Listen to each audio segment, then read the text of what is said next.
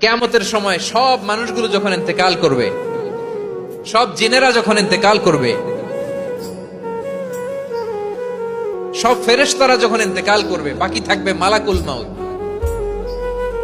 মালাকুল মাউত এসে বলবে, আল্লাহ আপনার কথা মতো সবাই শেষ, মানুষগুলো নাই, জিনগুলো নাই, আমার সতীর্থ ফেরেশতাগুলো নাই, মহাবিশ্বে আর কেউ নাই। আল্লাহ বলে, এখন কে আছে?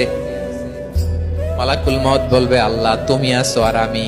তুমি তো আল হাইয়্যু আল কাইয়্যুম, অবিনশ্বর, শাশ্বত, চিরঞ্জীব, কোনদিন মরবা না, তুমি আছো আর তোমার গোলাম আমি আছি আজরাইল। মহাবিশ্বে কয়জন আছে মাত্র?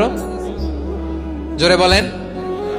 এক হচ্ছেন আর হচ্ছে মালাকুল মাউত। আল্লাহ তুমি আছো আমি আছি। আল্লাহ বলবে, ঠিক আছে, এবার তোমার মরণের পালা, মুত ইয়া মালাকাল মাউত, হে মৃত্যুর ফেরেশতা তুমি মরো। মালাকুল মাউত আল্লাহর আদেশ বাস্তবায়ন করতে যে বিকট একটা চিৎকার দিয়ে মৃত্যুবরণ করবে। ওই চিৎকার দুনিয়ার মানুষেরা, চিৎকারের আওয়াজ যদি দুনিয়ার মানুষেরা শুনতে পেত, দুনিয়ার মানুষের প্রত্যেকের কানের পর্দা ফেটে মুহূর্তের মধ্যে সব লাশ হয়ে জমিনে পড়ে রইত। ভয়ঙ্কর চিৎকার দিয়ে মালাকুল মাউত বিদায় নিবে, কেউ নাই। এবার বলেন তো, মহাবিশ্বে মহাশূন্য, কেউ নাই, উপরে নিচে সামনে পেছনে ডানে বায়ে কোন সত্তা, কোন জীবিত সত্তা আছে? একজন ছাড়া, তিনি কে?